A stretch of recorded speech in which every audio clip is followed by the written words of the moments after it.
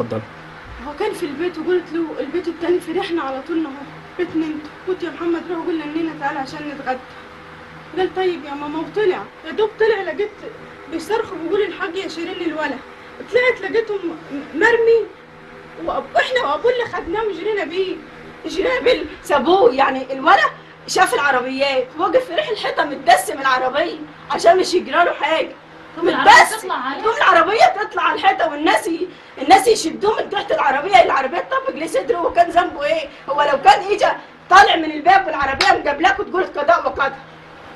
هو للسبب ابن السبب. انما ده ابن ابننا انما ابني يتدسم من العربيه يروح هو اللي براهنك لو معاه رخصه ويمكن يطلعها بكره ولا بعد ويمشي ويسيب الواد يمشي واخر العربيه لما الناس تمسكها. وهم اخر العربيه هي وقفت لنا لما الناس مسكوها ويكمل مسيرته. الناس مسكوا اخر العربيه بيسجلوها بالطوب مسكوها. ده كانوا كلاتهم ماشيين وسايبين اخر العربيه مسكوها خدونا رمونا عن الدكتور هنا.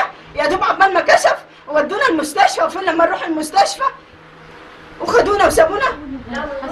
حسب الله ونعم الوكيل فيهم. انا مش بطالب بحاجه ولا عايزه حاجه. يعني انا بقول فين انت لو ماشي يا اللي انت بتقوله قال الله وقال الرسول يا اللي عايز تبقى رئيس وبتدعو لكده.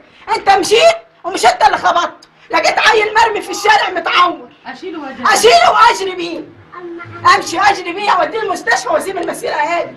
مش انا اموته واسيبه وابني بنجري بيه وبندفن. بيدفنوه في الجبانه والتزمير شغال زي ما هم.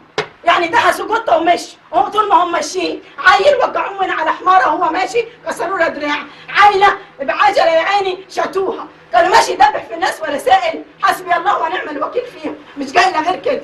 حسبي الله.